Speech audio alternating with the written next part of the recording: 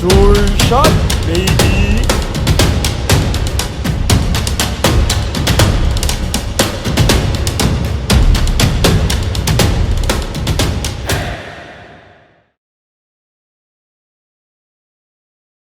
So, good day, everyone. We're here for another episode of the DVD show.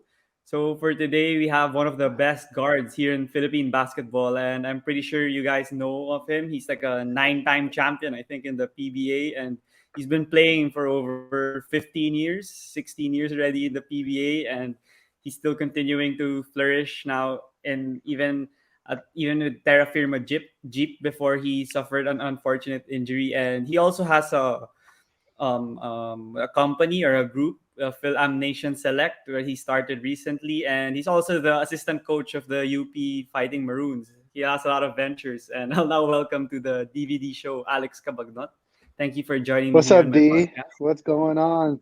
Thank you for having me. Thank you for having me. That's I'm excited. I'm excited. I saw a bunch of people that was on your show, so figured give you a visit and hopefully get on your podcast. So here I am. Yeah, thank you for that. Thank you for accepting the invitation. But first off, I'd want to ask, how are you now? Like here, you're still here in the Philippines, and we're still like semi lockdown, I could say, and we're still Semi. what? Yeah, semi lockdown. It's already like the third or fourth time this happened. So how have you been doing? There's no games, even for your team. You have no one to watch. How's it like? Oh, I'm just chilling. I'm just chilling right now. Obviously the main priority right now it's not necessarily basketball, but with the sudden surge of cases, just try to stay home, try to stay away from gatherings as much as possible for everybody to get healthy, and we could go back to alert level one or no alert level. So I know we kind of regressed a little bit as a whole, but I know a lot of people, a lot of good people are working on it. So I have no doubt in my mind that PBA will come back soon, but that's not the priority. The priority is always to have have everything in control. And right now that's what we're doing, which is I'm all for it. Yeah. How about what keeps you busy now? Like, what do you watch on your Netflix, or what do you watch other sports? What do you do now in your free time? Well, NBA still going on. So I'm watching the Yeah. Lakers. I know they're struggling a little bit right now, but I got some few teams that I like to watch. I like to watch one of my old teammates, Rodney Billups. He's coaching at Portland. The younger brother of Chauncey, so he's one of the assistant coaches. So I like to watch Portland play. Obviously, you know, everybody. I like to watch all the games as much as possible. When I'm gonna go out. So, and yeah. Hmm. Yeah, same. That's how I maximize like the league pass subscription. I just watch any game. Like now, there's no school Ex- also for me, so I have the morning. Exactly, Yeah, for exactly. the Got the NBA. whole day, or Yeah. watch it again later tonight. That's what I usually do. Oh yeah, for sure. Yeah, you could like skip the timeout so the game's faster. That's what For I do. sure, Yeah. Yeah. for sure, for sure. Mhm. So yeah, everyone knows that you suffered an unfortunate injury recently with Terra Firma, even if you were playing exceptionally well. So how's it like for you, like recovering from that injury now? Well, I'm in the cast period right now. I had my surgery probably on the 20th of December, right after. I mean, the 20th of December, and I'm just at home, and you can't do anything anyway, so I'm just at home, just recovering, and hopefully I'll get on my boot, and hopefully I could slowly work my way to walking all over again. Yeah, the injury is really unfortunate. Like Clay got it, I think, and KD also, and now they're starting to get into the groove. It's taking them a lot of time as well, and a lot of reps. Yeah. So how do you think it's gonna be like for you when you get back? Like visualizing it, because some people, like I heard some people say on social media, that might be tough since you're already like 40 years old and you got the injury now. What's your thoughts on that? Like, do you think it's like a hindrance or it's the same? Well, I can't really tell right now. I'm taking it day by day. I haven't really looked further than tomorrow or further than today. It's kind of, I'm in the difficult phase right now of just moving around.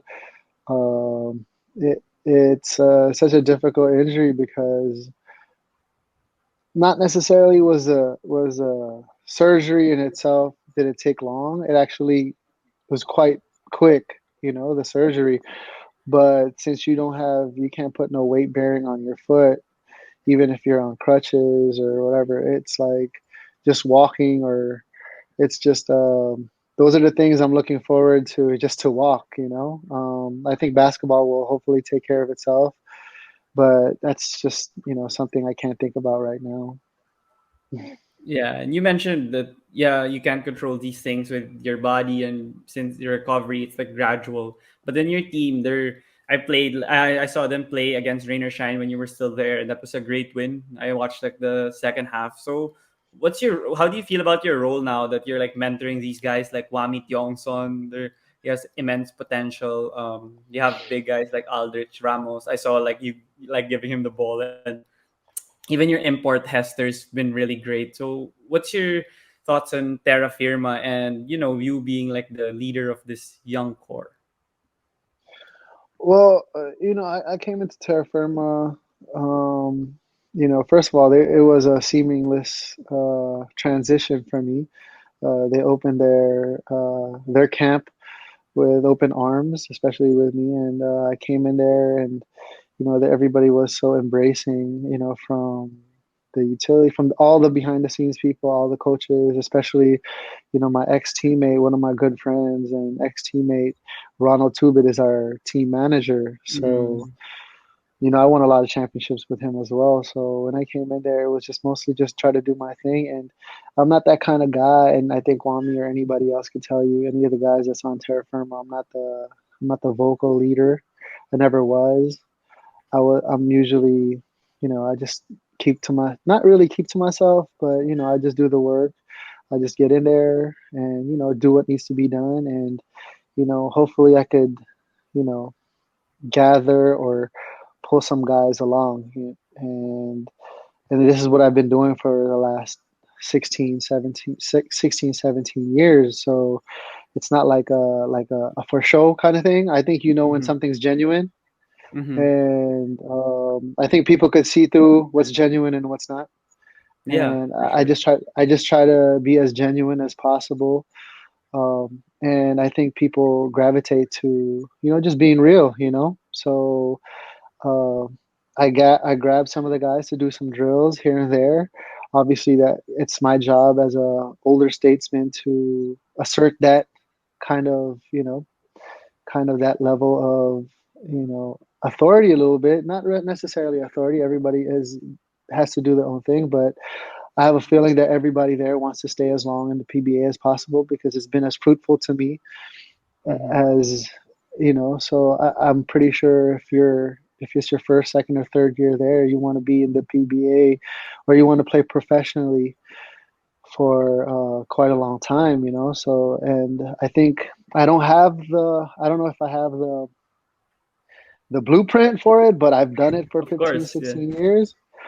Mm-hmm, So I could just teach them what I know, and I'm not going to force anybody except Wami to get some shots because I feel like he has a great potential, and I want him to succeed. I think he's going to be the next superstar. I haven't seen anybody work as hard as Terrence Romeo in the PBA since my time here, mm-hmm. but I see Wami uh, work as hard as Terrence, and you guys all know how great Terrence is, right? It's not Yeah, it's for not a sure. it's not a coincidence why he's that amazing. He puts the Mm-hmm, effort in, and I haven't seen anybody with that great of a work ethic except till I saw Wami. mm-hmm. And yeah, the emergence of Wami, like I heard that Coach Tim regretted not getting him for Hinebra. Like he's been really great ever since the play in Bacolor, I think. Yeah, Pampanga when you guys played, and you guys even beat. You weren't there yet. I mean, Terra Firma beat Hinebra at that time, and I forgot who else they beat, but they beat some teams that were pretty good, and Wami was San the Miguel, catalyst. they beat us. Oh yeah, They they beat beat San us. Miguel. Yeah, yeah, I They forgot beat us. about Yeah, that. Yeah, yeah, yeah, yeah. yeah. Wami was the So catalyst of that. Then I was like, wow, this guy's. I mean, in high school I heard he was really good, but in college he wasn't as good. And then now in the pros he didn't start off well, but now he's being really great. So that's great for him. But then for you, in Terrafirma, what facet of the game do you think the team could flourish on, or focus on, since you could see that they're very open and they're willing to learn from guys like you? So how do you think they could still be successful even when you're not there anymore? I think it's just working at your craft. It's a daily, it's a continuous thing, working on your craft. Mhm. Yeah. It's not necessarily what the coaches can offer you, or how you, it's what you could offer them, right? Mm-hmm. What you could offer your team. And Mm-hmm. the more I feel like, with basketball, it's like a big jug, and the Mm-hmm. more you put water into that jug, the more you're gonna thrive in your environment. But and that's the key thing is, you just want to keep, filling up your cup, and I think the more you have, the more your thirst is, the more you want to fill it up. I think the better you are, and the better you are, I think that team will flourish, because individually you just made the team that much better on your end. And I think if Mm-hmm. everybody else touches upon that, and that way of thinking, and I think Terra Firma, or any team, any player, anybody can help any team that they're going to be on. Yeah, that's really great to hear from you. But since you have these leadership qualities and you're able to impart them to your teammates now in Terrafirma and even in San Miguel before, I'm curious to know about where this came from, like your upbringing and your childhood. Like, I know people know that you do grew up in the States, but can you talk about can you talk a bit more about your childhood? Like, was basketball like your first love, or did you try other things as a kid, since you were there in the US and there are a lot of sports there too? Uh, well, obviously, I just tried to play whatever season that was. I mean, I think, as you guys know, I mean, I lived in LA, so every season there's always like a sport. If it's the fall, it's Mm-hmm. football, and football, basketball, and then in the spring you play baseball, or Mm-hmm. sometimes you get into volleyball. So I just tried to be as well rounded as possible. I mean, and basketball just stuck. So God willing, So thank you for that. Thank you for that. So that was good, and that was about it. I mean, competition.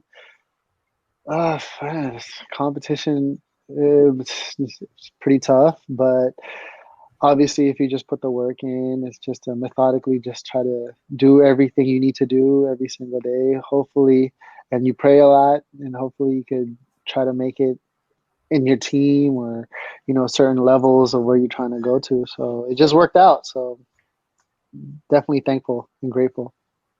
Yeah. So for you, since you said you played a ton of sports, since that's how I think a lot of people do in the US when they're, I guess, yeah, depends on the season and which sport is available to you guys. But for you, what made basketball stand out and what made you love it immensely, and you continued it as a professional career here in the Philippines?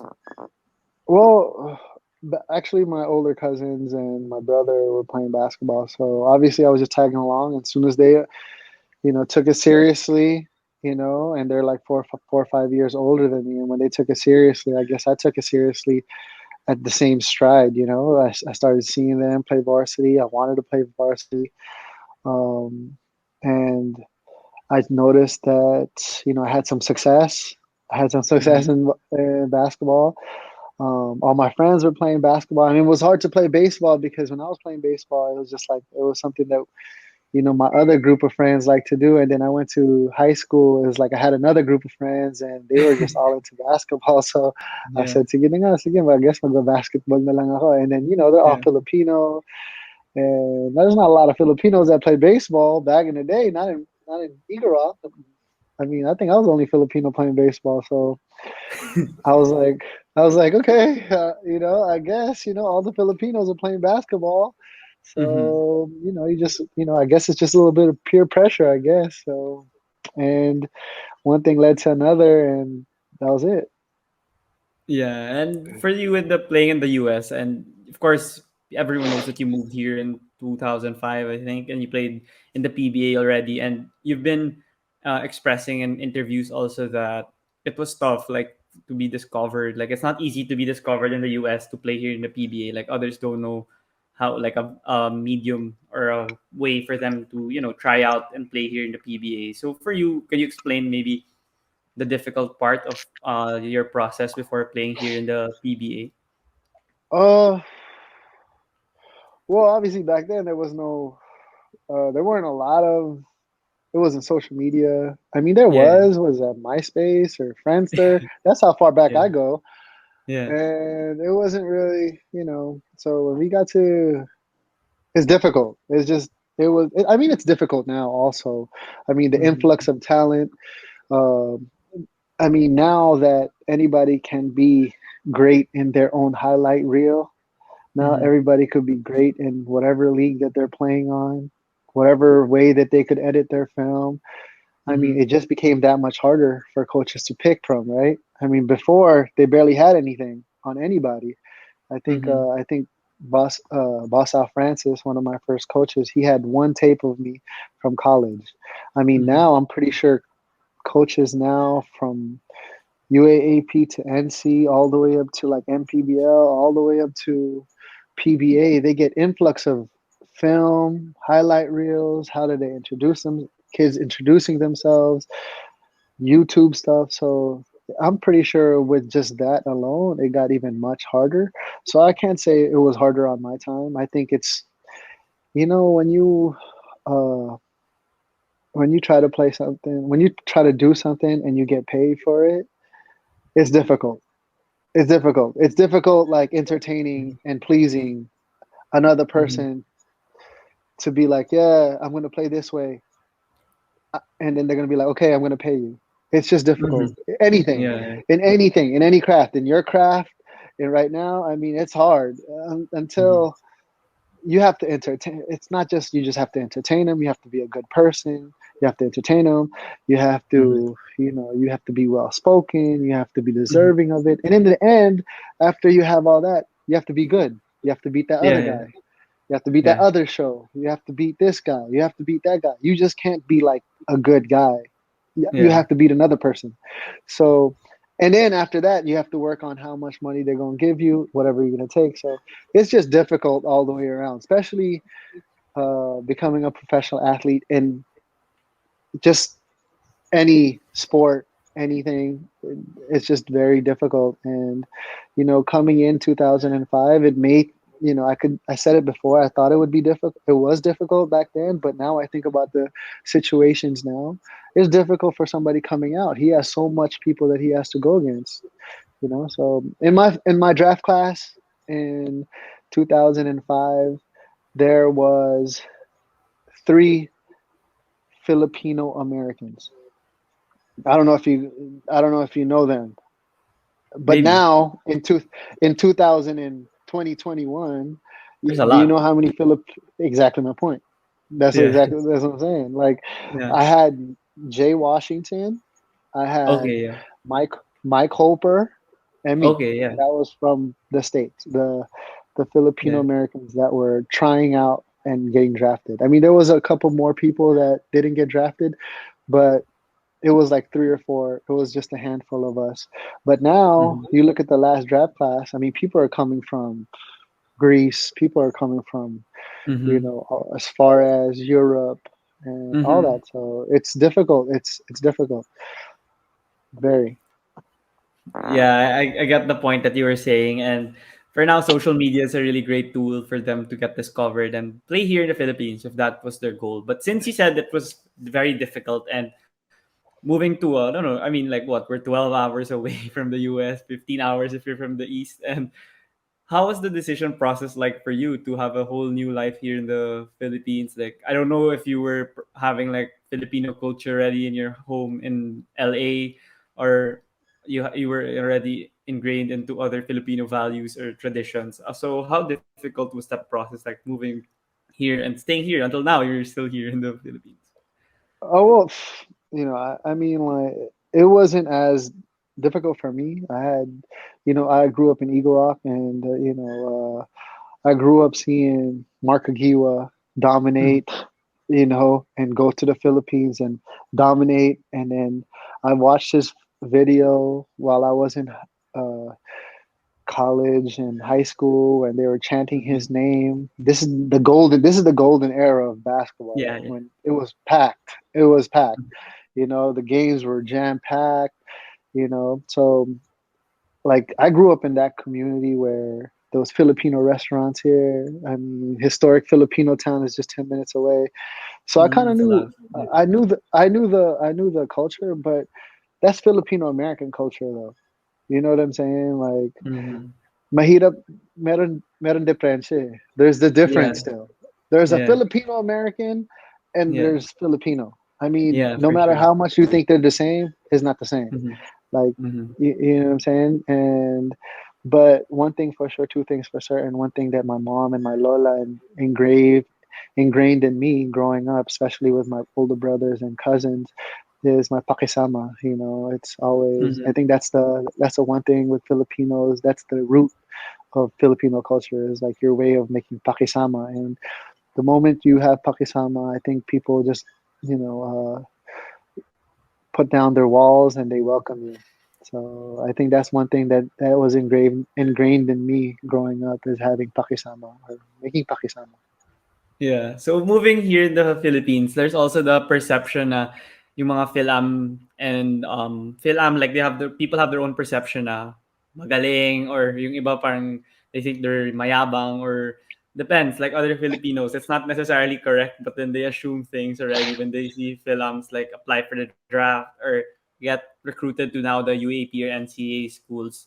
So for you, did you feel any of that, maybe discrimination or stereotype when you arrived here, and how did you accept it, or how did you I don't know, have accept it, and how was it in your mind, also mentally, was it tough or no? Personally, I didn't have that uh, Filipino American stigma to me. I mean, first of all, I don't look Filipino American. I look Filipino as heck. You know what I mean? Like, Yeah, there's yeah. no it's not like I look Filipino. It's just like, yo, I'm just. But I do know that is a rampant thing that Mm-hmm. most I see the cross culture with that, Mm-hmm. but it's not like it's a bad thing. It's not a bad or a good thing. It's like I said, it's just more of pakisama, Mm-hmm. and you knowing that sometimes this is when you go into certain, and I can't blame. I could see both sides of the coin. Mm-hmm. I see the Filipino Americans that we've drafted before, and they think they're brash, Mm-hmm. and I get it because you're in the United States, you're playing against other cultures, Yeah. other ethnicities, other people. Uh, as I mean, like low key, you see a lot of Filipino Americans with Filipino tattoos and flags, right? Mm-hmm. You wonder why, because they want to represent like in the states, because it's such a vast. I mean, it's a melting pot, Mm-hmm. and you want to rep where you're from, you want to rep who you are, and Mm-hmm. that's why people be getting tattoos, Filipino Mm-hmm. tattoos. I've never seen a Filipino. I'm thinking right now in my head, right now, a local player with a Filipino flag tattoo. I'm thinking. I'm I thinking. can't think Maybe also, you I would don't know. know. I don't know, I watch a lot of Uh, PVA and I don't even I know. know. Do you know do you know any local guys with a Filipino? I know a lot of Fil-Ams though, because Calvin that's what Abueva they're. pala, that's one. Calvin Or Abueva probably has one. Yeah, that's good. Okay, well, yeah, there you go. yeah. That's one. Um, but going back to my point was, Yeah. it's just because that's what they're going through. They're like, they're fighting other ethnicities on who they are. They're trying to inflict Mm-hmm. their will and who they are, play basketball and try to fit in, right? Mm-hmm. So when they get here, it's not necessarily they're just bringing that attitude, but after a certain time, they start figuring out that it's different. It's not like that, it's a different world, because everybody Mm-hmm. here is Filipino, right? So Yeah. there's no, it's not like you're dealing with like another ethnicity right now. You're dealing with, I mean, maybe they're from another, maybe they're Ilonggo, maybe they're Bisaya, but they're all Mm-hmm. Filipino still. You know what I'm saying? Mm-hmm. So, and on the other side of the coin is, growing up, I've seen the grassroots here. I've coached the grassroots here, and I've seen that. So they're just, they're territorials as well too. Mm-hmm. They're not letting people come in and just be who they want to be, and because they're the best.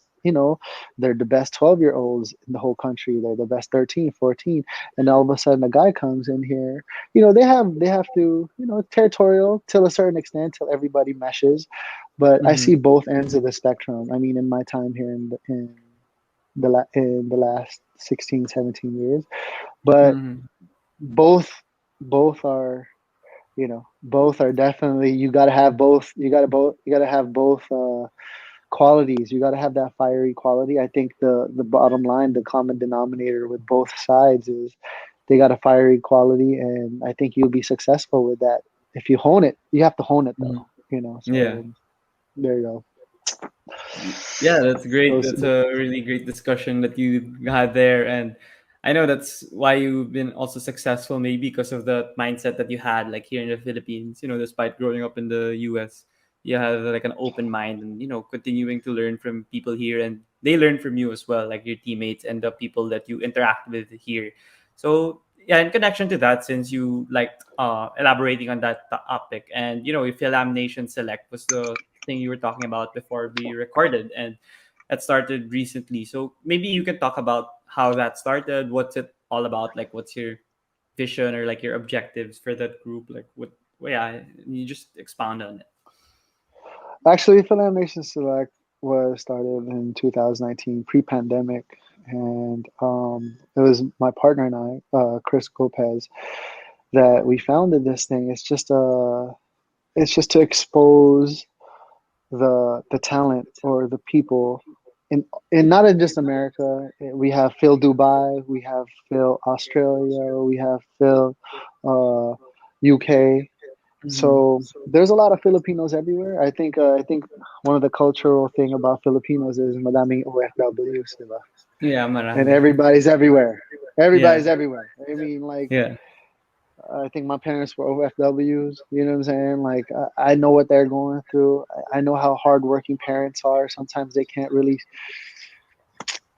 heat up on buhay. You got to work. mm-hmm. You got to work in the States and everywhere else. It's not as easy as sending money back. You got to work Yeah, 2, 3 jobs, and sometimes they got kids that that need a little bit of exposure. They got the talent and they just need exposure. And we're not just doing basketball. We've done volleyball. We've done golf. We've done baseball. We just had an exposure camp in baseball. We're working with the national team of hockey, baseball, and Coach Pat, the women's team mm-hmm. for Fil-Am Nation Select. So it's just the whole thing. We're just trying to bridge the gap. So we're not doing anything. We're not trying to reinvent the wheel. This has been done before, and Mm-hmm. I'm not going to take any credit for, like, oh, we're the first or we're the pioneer. No, we're not. And I wish we could team up with the pioneer, because the more organizations like us, because one thing for sure, two things for certain, there's kids coming up everywhere. There's Mm-hmm. always going to be influx of kids. There's going to be a generation after generation after generation before you even blink. So we're here to bridge the gap. We're here to help I'm trying to get a gold medal for the Philippines. Mm-hmm. Hopefully we did a boxing one. We got, Mm-hmm. Boss Manny involved with it. Hopefully we could get a golden glove. We have a golden glove winner in Los Angeles that's half Filipino. Hopefully we can get a gold. Why can't he help the Filipino boxing community get a gold? Why can't we find somebody in track? Why can't we find, my goal is my dream was always to hopefully help, the Philippines get more gold medals. Shout out to Heidelin, because I know she got a gold medal. I'm not saying Yeah, there's none, but hopefully we can get more. And it's I can't get one no more. I'm done with that. I can't get one no more. But I mean, you never know. There could be a gymnast there that's Filipino, and maybe she could win a gold medal for us in gymnastics. You never know. So we're just trying to bridge the gap. yeah. So how do you find these people? Like you said, you have all over the world. I mean, a lot of it are in the US, but then you also have in Australia and Dubai and a lot of other countries. Everywhere. We're everywhere. Yeah. We're everywhere. How do you find these people? Like, how do they find you? Yeah. How do you You know recruit what? them? That's the thing. Is just like we're on it. We're just working. We're working. We're commu. Your net worth is your network, right? So Mm-hmm. we just try to communicate with everybody. Or like I said, pakisama, pakisama, Mm-hmm. pakisama. I mean, pakisama. You could be a Filipino all the way in Greece, but you know what pakisama means. Your parents know what Mm-hmm. pakisama means. They know what that is. Yeah. So we, that's the one thing that bridges us together is like, hey, we want to help your kids, and the kids, the kids are all over their phones now, and so. And the one thing that we've been doing is we're getting international and regional coaches. There's always a Filipino somewhere in the world coaching. Mm-hmm. So we try to get him involved in the program, and he runs his own basketball camp. We visit there, we go to Manchester. We've been all over the place, and it's a pandemic. I can't wait till it's not pandemic anymore. Kailan ba yun? Yeah. Pero hopefully we can go and check out our site, check out our IG page, Fil-Am Nation Select. So we got a bunch of stuff going on, and parents just parents want the best for their kids, and hopefully they want a future for them. You just want to, I guess when you're a parent, you just want to support, support, support. And that's what the parents are doing. And they reach out to us, and we try to do our best. So Mm-hmm. that's it. Like I Yeah. said, people just, when you're genuine with what you do, when you have no vested interest in yourself and certain things that you want to do, I think people see that. Mm-hmm. And Coach Chris Gopez is such a stand up guy that they just see us, and we just want to work for them. Mm-hmm. So when did you know that this could be really successful globally? Like when you started, I'm pretty sure you were like starting small and you were trying to figure things out. But then when was the like breakthrough moment and then you knew that you were gradually progressing like in an upward trend? Well, we started with basketball first. We Mm-hmm. started with the whole basketball community first. We started getting the Filipinos in the area first, Southern Mm-hmm. California, and then we had Texas, and then New York, and then Virginia, and we went to Canada, Vancouver, and Toronto. We went from east to west, and then we went to So Hawaii, yeah. and we got in contact with uh, Coach Pat Aquino. He's the national team coach, obviously. Yeah. You guys know that. So he found a few players. Then we started doing showcases. And by the time, and I don't even look at basketball anymore because I'm always trying to look for the next sport. So we went from basketball, then we went to volleyball. Iris Tolenada, she's Mm-hmm. actually on the national team. She's our national director for volleyball. I mean, we got great coaches, and I think the one thing you can't, hindi mo maloloko yung mga parents. You know For why? sure. Yeah. Kasi sila nagbabayad eh. Yeah, yeah. Right? No, yeah. Hindi mo sila maloloko kasi sila nagbabayad. So Mm-hmm. once they found out that we have able coaches, we have we have vast players that support this. We have coaches here that wants to look at them, you know, and once we present that to I don't talk to the kids. Once we present that to the parents are all in it. Once the parents love it, the kids have no choice. but Mm-hmm. uh, but the thing is, the money Filipinos hindi mo sila maloloko. So Mm-hmm. and parents, and we're not trying to do that. So we want to show our wares, and Mm-hmm. as you could tell, they appreciate it, and it's a working progress. It's a working progress. Mm-hmm. So this program is like really great. I mean, the people that you were mentioning that it's been expanding all over the world and the parents are loving it. So how did you like create or innovate these programs in order for them to flourish? Like, of course, if their kids are age brackets, there are guys and girls, and there are various sports. So how do you like maybe start it, and then how do you like monitor it that if they're doing well? Do you have like a group to help you and Chris check it out, or like the Well, monitor the actually, progress? we have like I said, we have great directors. We have for our soccer, for our football program, we had Anton De Rosario as our national director. I Yeah, mean, he's ASCA. I mean, you don't, once you say yeah. that to a parent right there, I don't know. I mean, and we don't micromanage. I mean, Mm-hmm. I couldn't tell you I couldn't tell you any drills of what soccer does. I couldn't tell you any drills of what volleyball does. I couldn't tell you Mm-hmm. anything what baseball does or any, but I could tell you that I'm gonna bridge a gap between your son, between this coach, and he might know how to get to where you want to get to, right? Mm-hmm. Because he's been there. Iris Mm-hmm. Talanada has been there. Anton has been there. I've been there in basketball. So we have a baseball coach, the national team baseball coach. They've been there. So it's not necessarily like I could be one of. I could tell everybody. I'm honest. Like I don't know what we're gonna. I just set everything up. Yeah. I put people together. We put people together, and Mm-hmm. obviously the nitty gritty of like the drills and stuff. That's on them. Obviously we hire great directors and they're amazing. But also before they get there, we have to get the kids. That's the most important part is getting the kids over Mm-hmm. there, getting the parents to know, getting everybody in like a little function and a little assembly, and then we'll go from there. So that's what we're Yeah, doing. yeah, it's a lot of help that you have there. That's why you've been succeeding, and you know the right people to get for each sport, and of course the program they impart to these children, would convince the parents. So that's great from you. But do you have like what are your like future plans in order to continue getting better and developing and growing as a group? Of course, since there might be others who try to have a similar style, similar goal that you have, might have other competitors all over the world. And that's So yeah, okay. what And that's okay. yeah. And that's okay. That's okay. Like I said, it's not necessarily competing for kids.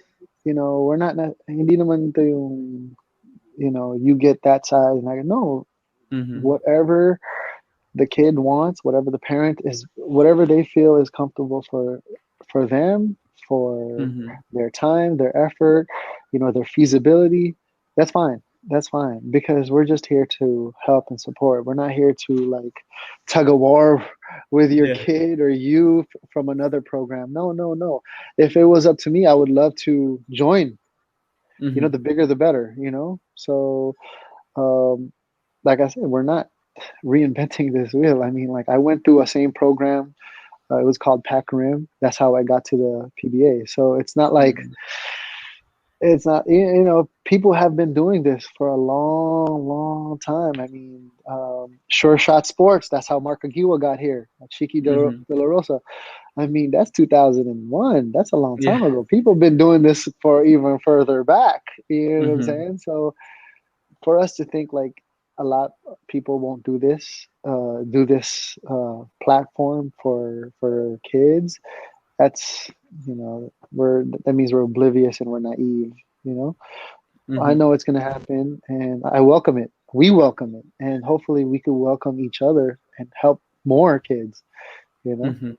so that's about it. Yeah, and it's great that you have that mindset, even if yeah, other people most probably will try it out since it's been successful with you. But since you still plan to continue it, what are some of like the stories that you've learned or you've heard from some of these athletes that tried out Fil-Am Nation Select, and you were inspired by them, and they eventually reached greater heights by being helping in the program or joining the program. Well, there's a few great stories. I mean, just an amazing story in itself is, a kid, a 12 or 14 or 12, 13, 14-year old girl will go to one of our showcases and then they would have a personal interaction with the Philippine national coach. That in itself is a success. Mm-hmm. For a Philippine national coach to see a kid and could to keep them in their Rolodeck and have communications with them till they get to, you never know. Nothing. I mean, one thing with sports and one thing with anything is you never know how good you're going to be next year. Mm-hmm. You could be good this year. You could be a flop next year. You could be Mm-hmm. terrible this year. You could, be better next year. You never know. But the best thing we could do is we could build their relationship, Mm-hmm. and the more I mean, Coach Pat's great at this. He has great relationship with every single girl that's there, and you never know. I mean, you never know. In 4 years from now, they could be 6'6". We Mm-hmm. don't know. In 3 years from now, they could be 6'3", or Mm-hmm. they could have blossomed. But that relationship is there already. That tutelage is there already, and I think that in itself is a success. You know. Yeah, for sure. And since it's been a great program for you, how do people like join if they want to join? Like if they listen to this podcast, how could they like inquire and yeah, try to join? Oh, just send a DM, Fil-Am Nation Select on IG, and then we got some people we have some great EAs working with us, and then I know they get bombarded with questions and inquiries and all that stuff, and they do a great job. They do a great job, and I thank them for it, and I'm so appreciative of them. But you send a message and you just send your name, and they'll get back to you as soon as possible. We'll get back to you as soon as possible. Mm-hmm. And yeah, to the next part of the interview, I wanted to take a brief in part about your career. Like you said, it's a really long career, a lot of things to discuss. But there's some parts that I really remember, like the Santa Lucia days was one, and of course the San Miguel. Like when you won a lot of championships, you spent most of your career there. But I wanted to ask, like, what's for you? What's the key ingredient in your daily routine? Is it like the work ethic or anything else that you could elaborate on that made you stick into the league for this long and you're still at a high level? Like there's no drop off, or you're not a bench player or something. You're still a starter ever since 2007, I don't know, 6, and then until now you're still a great player in the PBA. Not everyone has that. I, I want to take. I would love to take credit for that. I would love to. I think that's just the graces of God. That's just blessed that He blessed me with. I know there's a lot of guys that have worked extremely hard and they couldn't crack the lineup. Not necessarily because they're not good.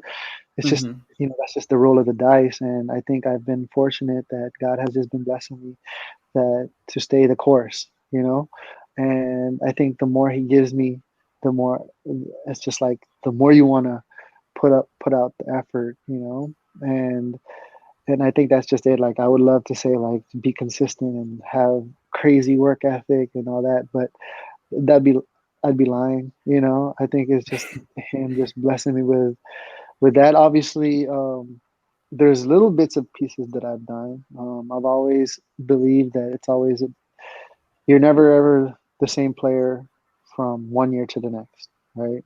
I mean, you can never say, "Oh, I was good last year," and I sit on my past laurels. I think with that attitude, I think you're going to continue to find certain ways to reinvent yourself, and the Mm-hmm. more you tinker and tweak throughout the years, one day you're going to look up and you're going to be like, wow, it's been 17 years already. It's been 16 years already. So I think the reinventing part and never being complacent and me knowing that it's not my doing, none of this is my doing, me knowing that God has given me all this makes me um, doesn't make me feel like, oh, I'm good, you know. So like I think that attitude of never thinking you're good, always trying to like find ways and try to be good and try to reach that goal. I think that's a good trait in itself. I mean, because when my dad told me before, it's like the moment you stop learning is when you think you're good. Mm-hmm. Or- So once you put that in your head that, oh, I'm good, you know, there's another guy behind you that's putting in the work, and Yeah. he's not just putting in the work on the Mm-hmm. court. He's probably going to church every day. He's probably praying Mm-hmm. for it. He's probably Mm-hmm. like doing everything in his power and talking to God like, oh, and God seeing him. So never think you're good, and just try to reinvent yourself every year, every conference. Try to do it every conference. Yeah. How did you develop that mindset of constantly working to get better? I mean, not everyone has that mindset. Like, if you don't last in the PBA, if you think you're good, you're eventually no one's gonna sign you anymore if you think you're super good already. You don't want to improve. Yeah. So, what point of your life did you have that? Like even with your other ventures, like with your coaching and UP, with your Fil-Am Nation Select, even now you have like a you're part owner of a team in MBPL. You just have this constant mindset of continuing to innovate and try things out and improve on every facet of your life. So how did that start, and how did you continue improving? Well, I would actually look at my like, um, actually, it's a funny story. I'll tell you a story. It's like Sure. one time I came back home. I think it was 2000 and whatever, and I was sulking. I was sulking. I Mm-hmm. was moping around. I didn't have a great year, Mm-hmm. and my brother was like, "Hey, let's get some shots up." My brother always works with me, and thank you to my brother Dino is amazing. I mean, he'll Mm-hmm. stay out there and rebound for me all day. Talk Mm-hmm. smack to me, rebound to me, bump me, play me, hack me, do everything. I've Mm-hmm. always. And he was like, "Hey, let's get some shots up. We'll do what we do, get better for next year. We can't just lay around." I was moping around, I was doing this, and then he goes like, "Yo, I got 9 to 5. Do you Mm-hmm. want my 9 to 5, or do you want to do what you do?" And we were around people when he said that had a 9 to 5 job, and they would wake up at 4, drive to Mm-hmm. Irvine Yeah. because it's an hour away, and they work 8 hours and drive another hour, and it dawned upon me that I was like, "Yo, man, this is something that is blessed upon you, and it's a great thing, and don't like don't think that it's going to be here forever. Mm-hmm. You know, it's not going to be here forever." And that's what he said. Is Mm-hmm. you're not going to be a ball. You're not going to play basketball forever. This was like what, 14 years ago, 15 years ago. He's something like that, Yeah. like something like that. And then him and my cousins just told me like, "Hey, this. Do you want to do what we do? Because it ain't shooting hoops. It ain't playing basketball in front of 20,000 people. It ain't that." So, Mm-hmm. and from that day on, I just was like, "Yo, I'm gonna put everything and all my effort into it." And he reminds me to this day. He was like, "Yo, it's we got a job waiting for you if you want. If you don't want to, if you don't want to shoot jumpers, we got a Yeah. job waiting." And I said, "No, I'll shoot jumpers."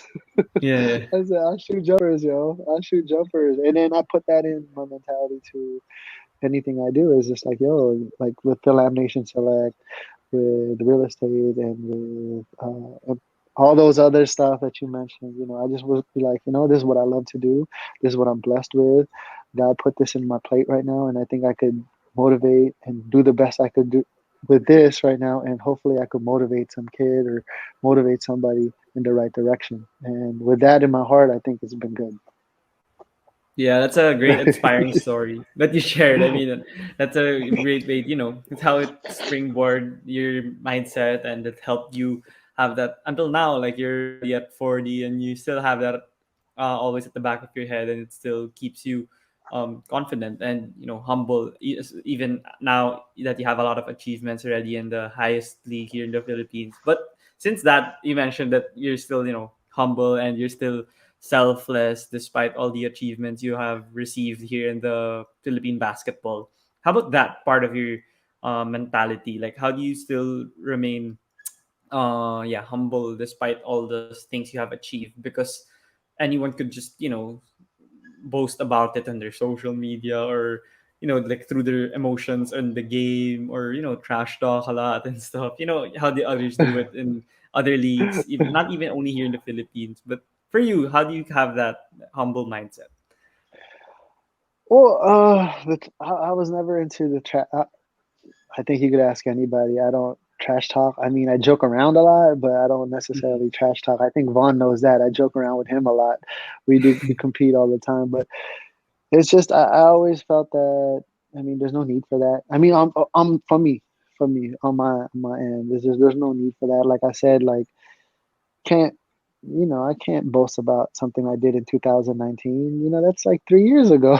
Like, I mean, it's like how it is. It's like what have you done for anything lately? So it's all about like what you do lately. Like don't talk about 2019. That's past already. I mean, like that's something good for me, for my family. Obviously, that's for my family and my mom and Mm-hmm. the accolades and all that stuff. But that's not for me right now because you don't want to dwell on the past because that's going to Mm-hmm. put a hindrance to your growth. Mm-hmm. And you can't be, and it sounds weird. I won a championship in 2019. Some kids would be like, so what? Like, so what? Who cares? Like, what are you Mm-hmm. doing now? How are you trying to get back to win a championship? So I think I think I never want to rest on my past success because that's the past now. That's the past now. So let's move on. I have a room here. I have a trophy room that I don't have nothing in my house that says basketball or anything like that. I just have it in one room because I feel like that's just one part of me. I Mm-hmm. don't want guests coming in and seeing like jerseys or whatever. I don't know. Yeah. That's just in the trophy room where I work out, and I know. And then if I want to relive my glory days, I could do it in my own time without anybody Mm-hmm. there. But other than that, there's nothing here that's saying like, So it's Yeah. just keep moving forward, keep moving forward. Mm-hmm. How about you mentioned that you're always like I always have that great mindset of being a veteran and just having that mature mindset already of continuing to just do the work and you don't need to boast about it. And you also are like one of the great leaders here in Philippine basketball. And you just mentioned earlier that you're not a vocal leader. So what's your style in making these players, especially like in San Miguel, when people know you, that you make these players listen to you, you make them buy into what you say, since you're one of the brilliant also players here in the Philippines, and anyone would listen to you. Like for instance, Vaughn would talk about you when he was a newbie in San Miguel, and for sure also Terran, CJ, they were also listening to you a lot, and you especially like the starting five of San Miguel. Well, like I said, it's just how did that? You know what? I just continued the course, and that's all. That's all I did. Even when they were there, I think they knew that I was just putting the time in, and they saw it, Mm-hmm. and they were like, "Whoa, man, this guy's just gonna do that, okay?" And it wasn't necessarily like, "Yo, I did this before. You got to do this," because Yeah. it's not like that. It was more of like how you talk to them. Also, like I have a different approach. Obviously, Chris Ross has a different approach. Mm-hmm. CEO got a different approach. Mm-hmm. Bai got a different approach, and Arwin got a different approach. And definitely, I got more of the joking side approach. I mean, me and Vaughn are cool. We joke around, but they know when I get serious, and Yeah. it's usually just in the playoffs of game 5, 6, 7 of the Yeah. playoffs. So Yeah. before then, I'm just chilling. But they Mm-hmm. know that sometimes people see when hindi ka magpapatalo talaga. And I Mm-hmm. think that's just a character that somebody sees, like, oh, like Arwin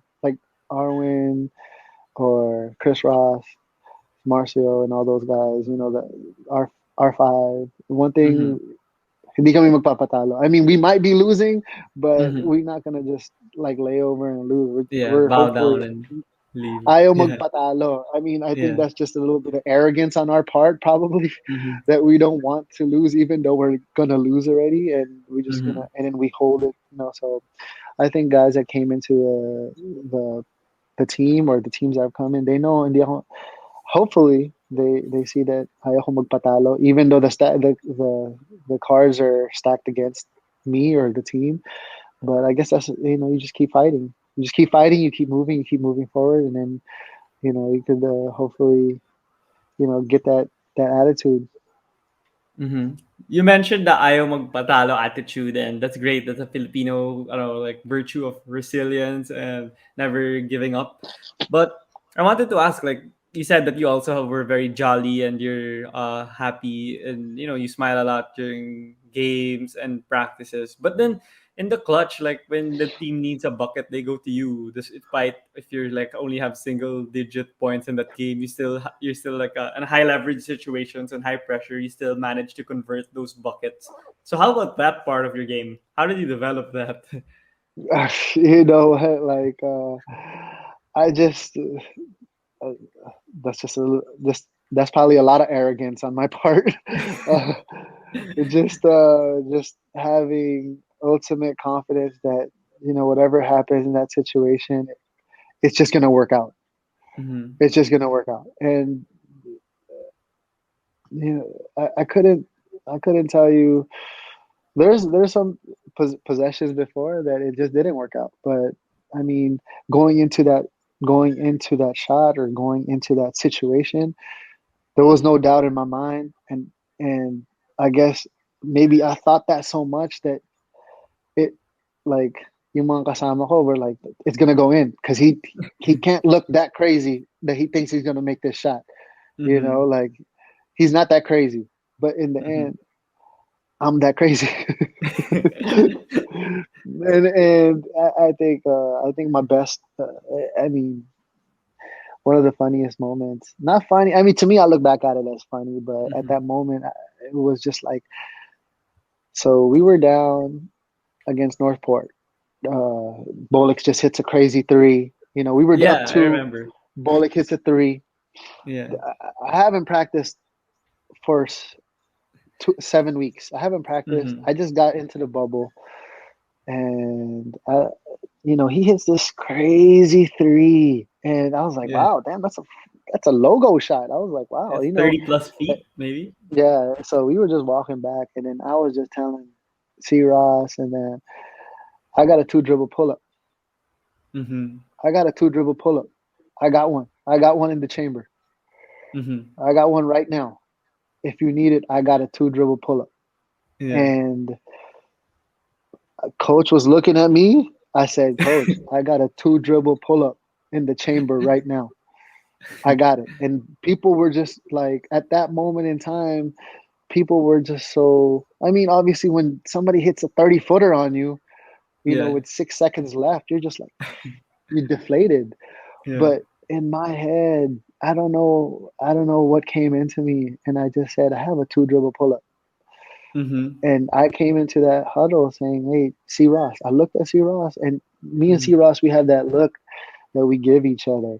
That Yeah. like, Chemistry. I'm like, Great I'm chemistry. like, see, I got the. And then I looked at Jumar. He looked at me. He was like, everybody was just like, I guess he got a two dribble pull up. As soon as I got it, I took two dribbles and I just shot it. Yeah. And that was, I mean, I was saying I had a two dribble pull up with that confidence, but my teammates were great enough to say like, yo, they gave me confidence that I could do it too. Like, you can say Mm-hmm. that all you want, but then people could be like, tumahimik ka nga dyan, baka Yeah. Yeah. kakabalik mo lang eh. Yeah. People could All have been talk. like that. Parang ganun. Yeah, Yeah. it could have been like, yo, man, tumahimik ka nga dyan, dude. We're about to lose this bonus right now. They could have easily been that. They could have easily Yeah. been that. But when I said that, they were just like, yo, give him the ball. He got a two dribble pull up. And then Mm-hmm. that play, there was no, I mean, I know the play was supposed to go somewhere else, but I Mm-hmm. looked at Chris Ross. I was like, and Chris Ross was like, I got you. Just get open. Mm-hmm. And he gave me the ball. The rest was history. And I mean, I wish we could have gone further in my last stint with San Miguel, but I mean, God has other plans. But going back to what you said of like, it's just, I guess, just confidence. Even though I don't know if I was going to make that, but in my Mm-hmm. head, it just, I mean, looking back at it now, I don't know if I was going to make that, but in my head at that moment, I don't know how I was going to miss. Mm-hmm. Yeah. like like I think in the end it was just like, if God's with me, I don't know who could be against me, and that's what I was thinking that whole time. But God was good and I made it. Yeah, that shot was really sensational, and that was like the last shot. It was one of the last clutch shots that you had. But then, of course, if you search like on YouTube, like Alex Cabagnot clutch shot, there's like a montage there of 3 to 5 minutes. I bet, like of your whole career, even before when you'd converted. So that's maybe the one. That's the one that guys would remember now. But then there are others to also prove the Yeah, point that you have irrational confidence and you back it up by making the bucket. but Even if you said that you the had a thing, lot of, you also had misses. It doesn't matter. I yeah, mean, if you, no one's gonna yeah. remember I don't them. even know. I couldn't even tell you when I had the misses. To be honest with you, Yeah, I mean, see, I say that exactly. Me because also. it'll be like, for me not to say that, it'll be like too brash and say like I never miss. I know I've missed somewhere. I just don't. know that Mm-hmm. I just don't have it in the top of my head. But it's not necessarily the shot. It's going into the shot, which is Mm-hmm. like the funniest. It's like I get into this groove where I can remember another time against, this is like 2000 and I want to say 14 or 13. I was still teammates with Chris Lutz. We were Mm. coach Yeah, that's that coach iteration Ato. of San Miguel. Yeah. Yeah, so Coach Ato was our coach, Yeah, and we yeah. were down to Air 20. We were down to Air 21, and and Mm-hmm. this is going to the semifinals too. It was the playoffs. We were down by one, one Mm-hmm. point, and for some apparent reason, Coach Ato draws it up for Chris Lutz.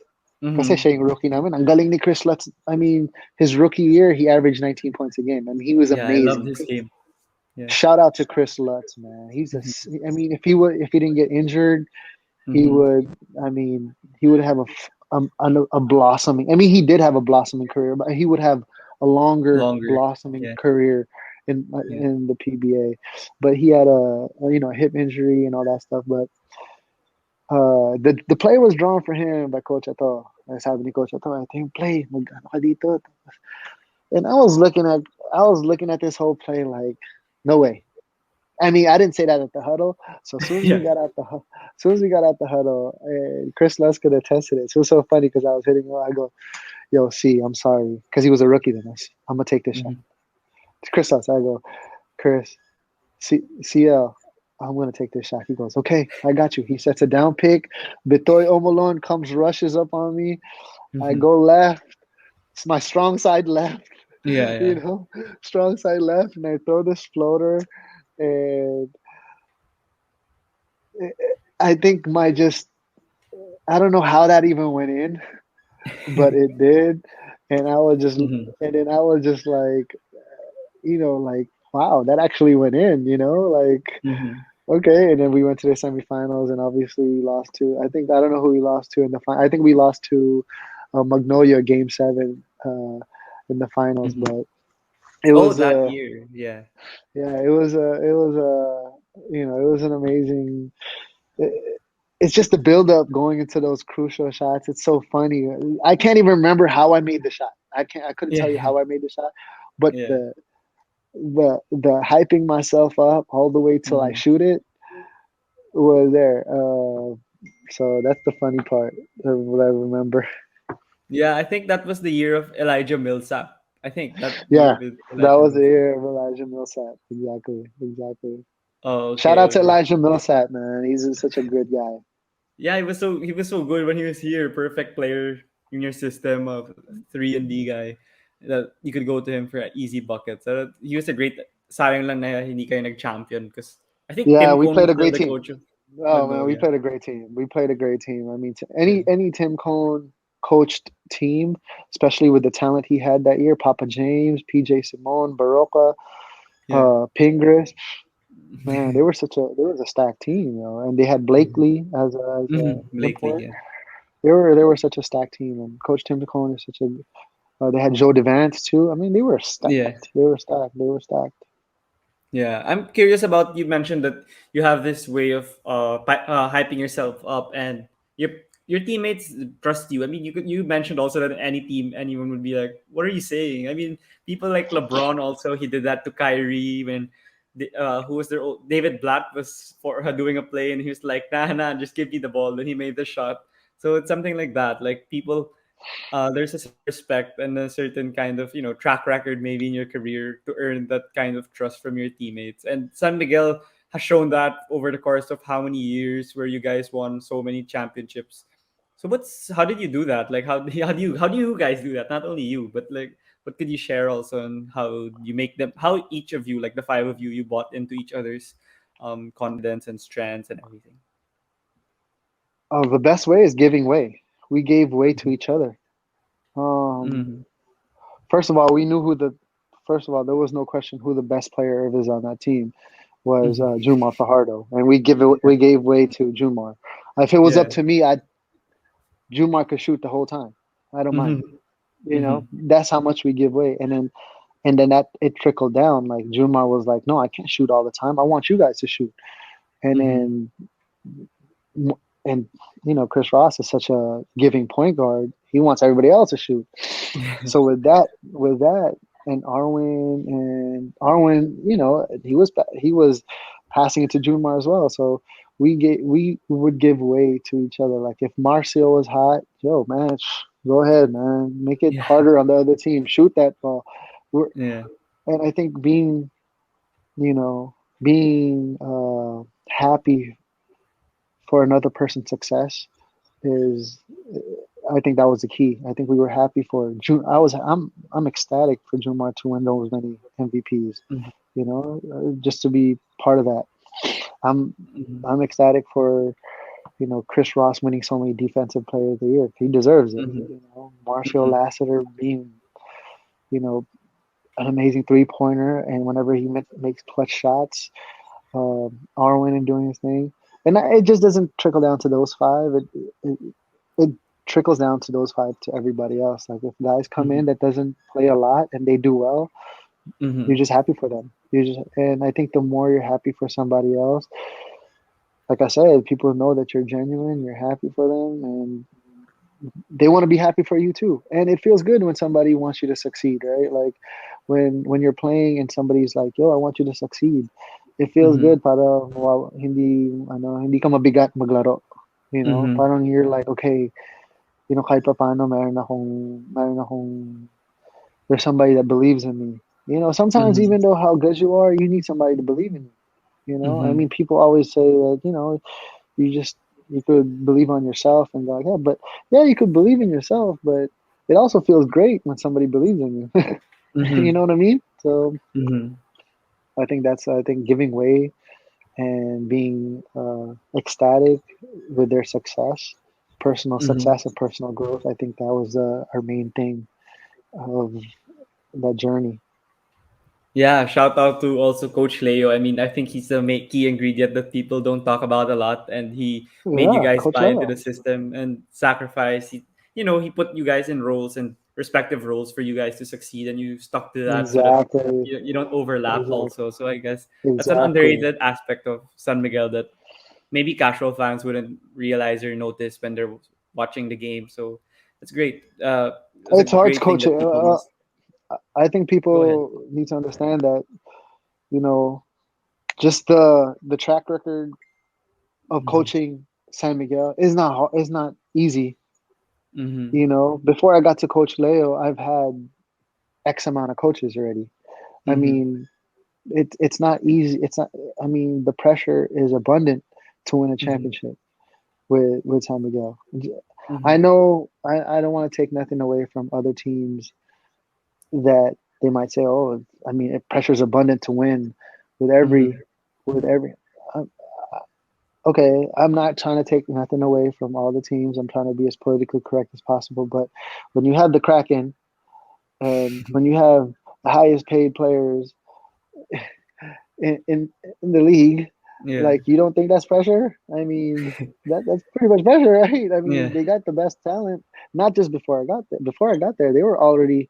They got Danny I. They got DS. They got Yeah. Dorian Pena. They Olsen. have got. Yeah. I mean, San Miguel will always be a perennial top team because they have the best players. Not Hmm. not just on our time. I mean, Hmm. if on Olsen's time, DS's time. I mean, I don't think people know, but like Benji Paras played in for San Miguel. I mean, they Yeah. Coach have Norman talent. Black that Coach time. Norman Black, Yeah. they have guys that go to San Miguel because they're the best at their Hmm. position, and it's a culmination of going to San Miguel and winning a championship, right? Hmm. Right. So, Hmm. and if you don't win, it's not necessarily. I mean, you know how it is. So it's Hmm. like it's a cutthroat sport. It's a cutthroat environment, but I mean, they want to win. So with Coach Leo, you know, winning championships, I think it just cemented his legacy as well. Yeah. So shout out to Coach Leo, man. He did a great job. Yeah.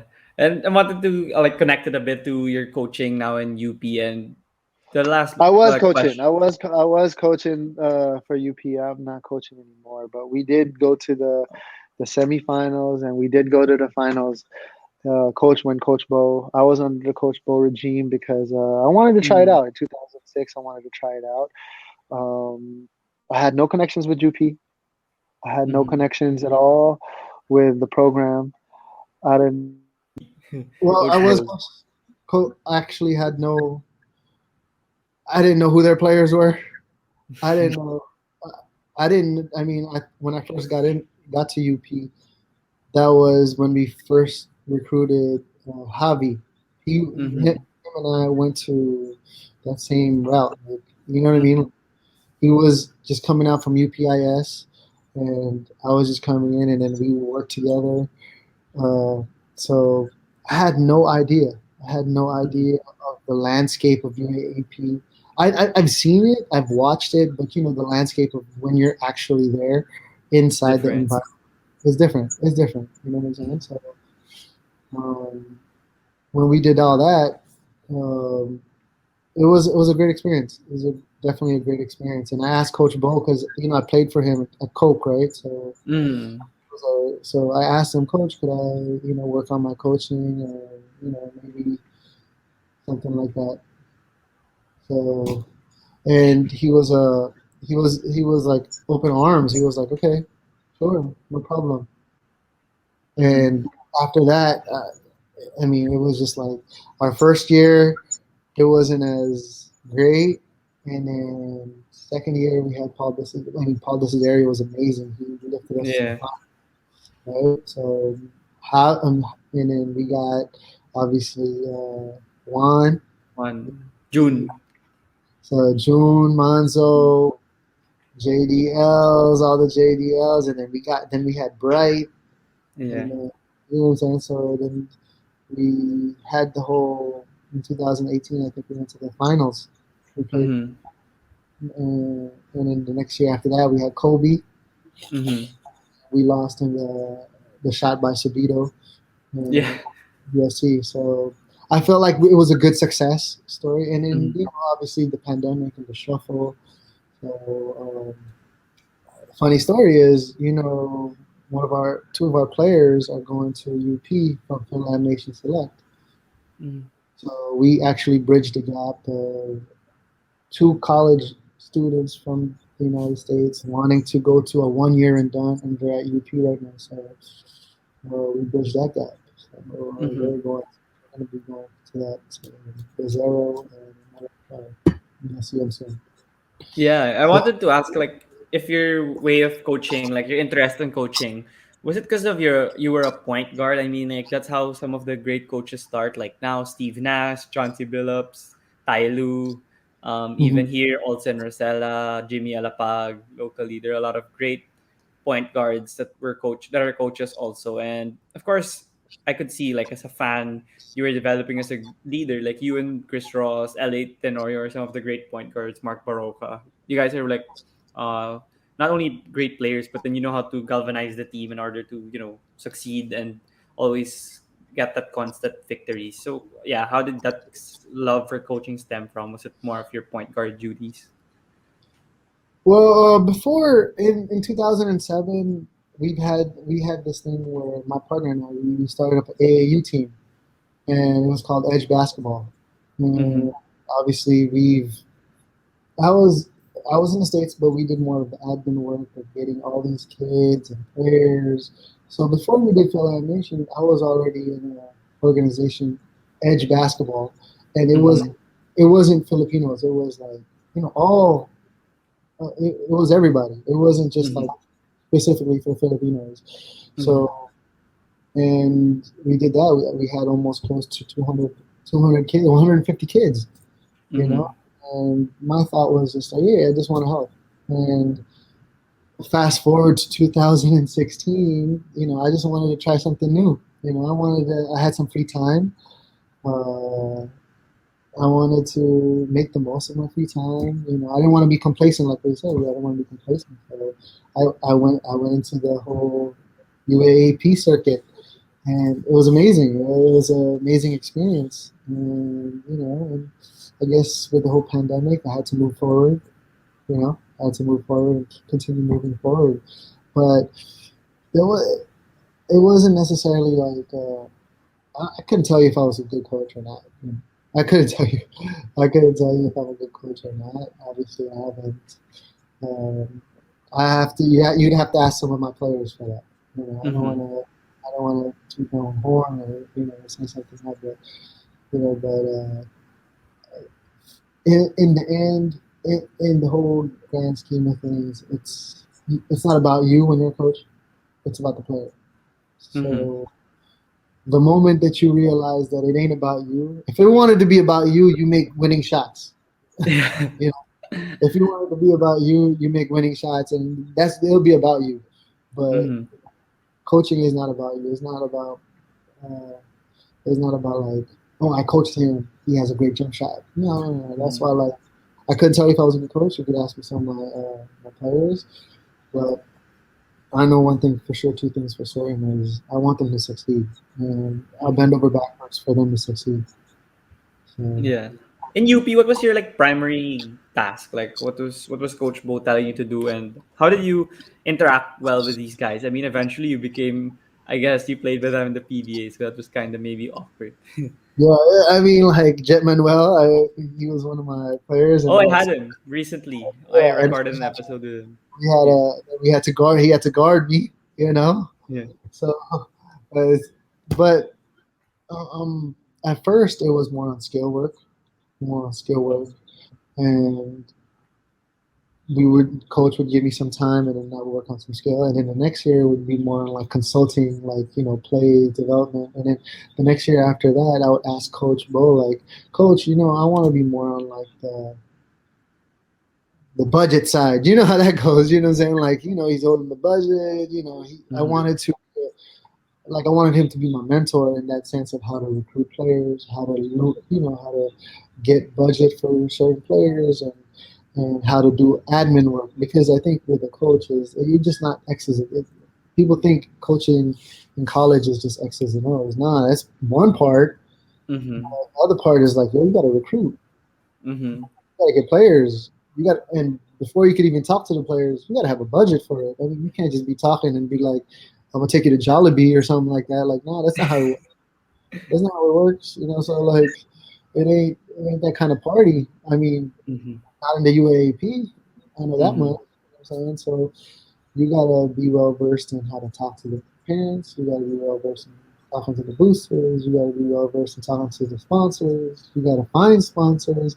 So that's what I want. I worked in that area, and I just like picked Coach Bo's brain, and then in that sense, my responsibilities added up, like skill work, and if Kobe wanted to shoot before practice, if Kobe wanted to shoot, or Richie wanted Mm-hmm. to work on some stuff, I'm there for him. Like, they know I'm right there. I'll stay another 30 minutes. Yeah. 30 minutes of practice. 30 minutes of shots it's a lot. I mean, Mm-hmm. it's a lot. That's a lot of shots. Mm-hmm. But if they want me, I'm there. If coach wants me to like see what the pick and roll schemes are, how to do all these things, or how would we play them, the coach Ricky Dunn, I would do that too. So towards the end, it was more of like, I was having free reign with a bunch of stuff, and it was amazing because in other programs they're not going to let you do that. Mm-hmm. They're not going to let you do that. And with Coach Bo, he was just an amazing mentor to me with the whole coaching scheme that he let me do that. And mind you, I was still. I mean, yeah, coaching is good, but in San Miguel, we still got to win championships. So we were in 2016, 17. I think Miracle came along. Yeah. Uh, I remember that series.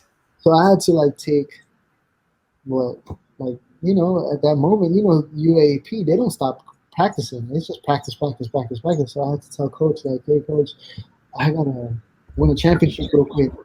You know, Mm-hmm. I can't go to practice. He was like, no, go, go, go. It'll be Yeah. great. And then come back when you can. And for a coach to say that, it was amazing because siyempre naman yung mga ibang coaches, they probably won't let you do that. Ibang mga, Mm-hmm. there's hierarchy and everything. So baka naman hindi papayagan, baka Mm-hmm. sabihin nila, it's just you're not into it. He never once Mm-hmm. told me that my heart wasn't into coaching or anything. He never was like, o hindi, ano, parang ginagawa mo lang to para mag-pass ka ng time. Nah, he was like, dude, he's going, I mean, Coach Bo was like, man, this guy's coming here from where, from Alabang all the way to UP. Obviously, he likes Mm-hmm. what he's doing. You know what I'm saying? Like, obviously, Mm-hmm. That's so far, yeah. And yeah. and You know what I'm saying? And that's yeah. before the sky, the Oh, connector. it's Skyway, yeah. Oh, that's Alabang before. so far, yeah. Yeah, that's not like, you know Mm. what I'm saying. So in the end, it was a great venture, and I actually enjoyed my time being under Coach Bo, and I learned a lot. I learned a lot that's gonna propel me, hopefully, when I'm in the considerations or I'm in the talks of hopefully getting a managerial job or what's it called, a head coaching job. So it's great. Yeah, and in the next chapter of your life as a coach, what's your like goal? Like, do you want to coach like abroad, like Jimmy Alapag, or you want to be a head coach in the PBA, head coach in the collegiate level? What are your future goals for that part? Oh, you know what? All of the above. You know, all of the It's above. great. I mean, Jimmy has paved the way Mm-hmm. for it could work. It could happen. You know, Mm-hmm. you know, sometimes you could imagine it, but when somebody's actually doing it, you can see yourself like, wow, that's an amazing feat that he did. But obviously, coaching locally, coaching and helping, it would be great. Holding a franchise or holding a team or whatever entails. So hopefully, I'm opening my arms to it. So whatever it is. Yeah. So as we wind down to the final part of my podcast and this episode, I'd want to thank you again, Alex, for joining me here. These are just the final questions that I regularly ask my guests also. So yeah, you said that you watch the NBA a lot, and you in the bubble there were a lot of things happening outside the court with the Black Lives Matter and all the George Floyd and them educating people how to vote into elections. And here in the Philippines, I think like the athletes aren't as vocal yet, or they're not expressing like using their platform, amplifying their voice through social media or media, compared to like the America in the US, like LeBron and all the other athletes. So do you think, is it okay for you, or do you think that athletes could also talk about these social and political issues, since they could use their platform and maximize it in order to educate people and teach people? Of course, I think some of my teammates did the whole, like, it could be me, right? They Yeah, yeah, yeah. went online at Chris Ross. They were wearing black, and then they did that Mm-hmm. as well. I think that's a noble act on their part. I think they're once you believe in something, once you don't believe in something, people can take advantage of you. Mm-hmm. That's not my quote. That's Malcolm X's quote. You know, Mm-hmm. so and you want to believe in something so much that you don't want the outside environment to box you in certain situations. You got to Mm-hmm. be knowledgeable of it, and I'm glad that they did that because that represents them and that's who they are. So they did that. I think people do it in their own rights. People use their social media platform, um, and they talk about social injustice, not just in the Philippines, because you just don't have followers in the Philippines today. Mm-hmm. So, but there Worldwide. is a lot of social injustice that's happening also in the Philippines. Let's not go too far, and there are things that need to be addressed as well. You Mm-hmm. know, um, there are certain things that are happening, and if people want to speak on that, especially athletes, celebrities, or anybody else, I hope they do speak on it about voting, about you know all the social injustices that maybe that they see and they feel, and I feel like that they should they should expound on it. Mm-hmm. Yeah, that's incredible for you to mention. And for the next question is like, if you had the opportunity to have dinner with five people dead or alive, who would you choose? Dead or alive? Dead or alive? Who would I choose? That's a good question. Uh, Michael Jordan. Michael Yeah. Jordan. Trump. Uh, Trump. I don't know. There's so many. There's so many. There's so many. I mean, those are just now probably. I want maybe JFK. Mm. I want to talk to him. I know he was, helping with the social injustices back then. Yeah. Uh, I do want to talk to my brother Malcolm, and Malcolm X is something that I grew up on, reading his knowledge, and his path, and Martin Luther King. Yeah, You that's know, a great one. Yeah. those are my American. And there's I definitely have another one because they can't eat Filipino food. I want to go to the Filipino too. I want to go eat a Filipino. I want to talk Yeah. to I want to talk to Jose Rizal. I want to Yeah. talk to Sai. Mm. I want to talk about. I want to talk to. Um, Actually, I want to talk to. Who do I want to talk to? I definitely want to talk to Pinoy. I Yeah, definitely yeah, got. for sure. Um, I gotta talk to Imelda. Prime Imelda, Prime Imelda, Prime Yeah. Imelda. I'm talking about Prime Imelda. I'm talking Yeah. about Imelda getting giraffes in the Philippines. Imelda. I'm talking Mm. about that. That Yeah. Imelda. It's a long Uh, time ago. I wasn't even alive yet. yeah, I know. Imagine that conversation is crazy. Yeah. So who did I say? I got more. I got Four. Mel. I got. I know. I'll probably go with. Magsaysay. I'll probably go with Pina, Imelda, Jose Rizal, Magsaysay.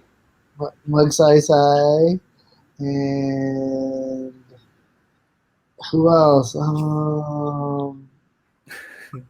There has to be one more. I know there has to be one more. It can't be too far back. I can't understand what Lapu Lapu be talking about, but that's probably it for right now. That's probably it for right now. Oh, you know what? I have a conversation with Atoiko. Okay, okay. Yeah, that's a Atoiko great guy. he won two Grand Slams. He Mm. is the fortune cookie, and dude, I didn't realize how tall he was. Mm. I saw him at Metro Walk, and I was like, "Whoa, dude! That's why this guy was scoring buckets. This guy's like 6'3". This guy's Oh, okay. I didn't know also. yeah. He was like, yo, he was looking down at me. I was like, Yeah. damn, I think he was tall. And I just Yeah. wanted to tell Atoiko story. Some Atoiko stories. It's a great story. Yeah, I didn't know he was that tall also. I thought he was small, but he was a great shooter only. But 6'3", yeah, that's kind of tough. Like Steph Curry here in the Philippines. That's his Yeah, size. 6'3", shooting jumpers. I mean, Yeah. and he had that long, like, dude.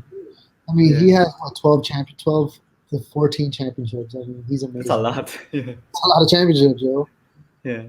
So for the final question, since you know that I just messaged you on social media to invite you here in my podcast, and that's how I invite everyone basically here in my podcast. Cool, man. And yeah, I It wanted did to it good. ask if you have suggestions on who I could invite here on my podcast also that would have great story to tell like you or a great person to talk to. Man, you gotta get somebody older than me. You gotta get the spark on here. Mark You gotta get Kagiwa. Mark Ewa, dude. That guy is a legend, man. Like, I'm gonna give you a funny story about Mark. I know, Sure, sure.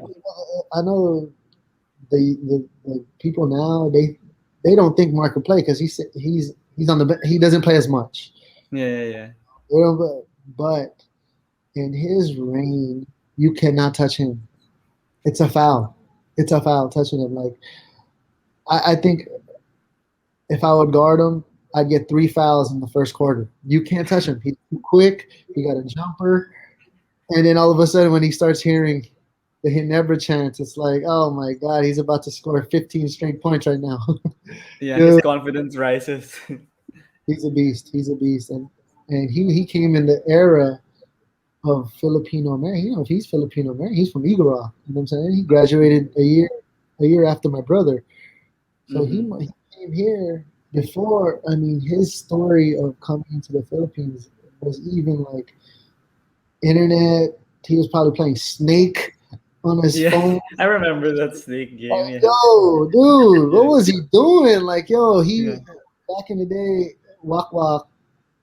Now Mm. Wak Wak, that area right there. There's a lot of eateries. Before, there's nowhere to eat back then. Dude, his Yeah, stories are crazy. His stories are crazy. Such a good guy too. Such a great guy. So, Mark yeah, Aguila, yeah. Sorry, dapat Mark Aguila yung next ano mo, yung next. He's a legend. sana. Do you have any other suggestions? I mean, I also have other sports also. I mean, a lot of them are basketball since Other that, sports. Okay. Who? even basketball, it's fine. I have a lot of basketball since that's the sport I watch a lot and I know about. Yeah. Actually, it's good for it's good that you go outside of your like maybe uh Highland. Ooh, that would be good. That's a her It's hard to experience. get her though. I actually tried already, but nothing. Really? Oh man, she'd be amazing. Tell you about her gold medal after Mhm. everything after that. Or that guy, the pole vaulter. EJ of Vienna. EJ's a beast, bro. Like yo, Yeah. just voicing out his story. I mean, I know his story has been diluted because people are talking from both camps, but something that came from him personally. I think he's from UST. You're from LaSalle, but you're from LaSalle. Yeah, he's from UST. Yeah, yeah, yeah. Or Richie Rivero. Oh, okay. Yeah, yeah. He's a great guy also. He's from LaSalle before. Yeah. What's up, man? Yeah. Richie, you know, I saw Richie one time on the billboard. I took a picture. I was so proud of him. I was like, man, I watch all his movies. But no, Yeah.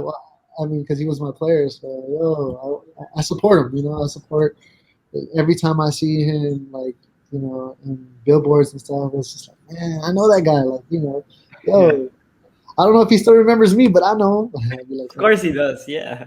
no, I mean, that guy's such a great guy. And, you know, I'm looking forward for the comeback of when he plays. I know he's kind of busy right now with acting Hmm. and all that stuff, but when he puts his mind into it and when he plays, such an amazing player, athletic player. Has a great feel for the game. I mean, you won't be a UAAP champion. I mean, if you don't have a good feel for the game and just know how to play and stuff like that. So, good Yeah. guy. So yeah, that's all the time that we have, Alex. Thank you so much for joining me here in my podcast and talk a lot about your career, not only in basketball, but even your coaching in Fil-Am Nation and your upbringing and childhood. So there's a lot of lessons to learn from me and also every person that's going to watch this whole episode. So before you go, is it okay? Do you have any final message? No, I just want to say thank you. Thank you for. Yeah. I mean, when I saw your message, I was like, going through a bunch of stuff. So, but it was always in the back of my mind because I saw Vaughn do it. I saw a bunch of people do it. But I was like, man, let me get on this the DVD show, man. Let me get on Yeah. here, share some love. So, thank you for having me. Thank you for amazing questions, and I can't wait. I can't wait for more of your guests to come. So, stay tuned. Yeah. So before I go, is it okay if we take a picture? I'll take it Sure, from here. Okay, go I'll for it. take it. One, two, three. Okay, thank you so much, Alex, for joining me here and stay safe out there. Thank you, brother. Ingat ka. Thank See you. ya, ingat. Bye-bye.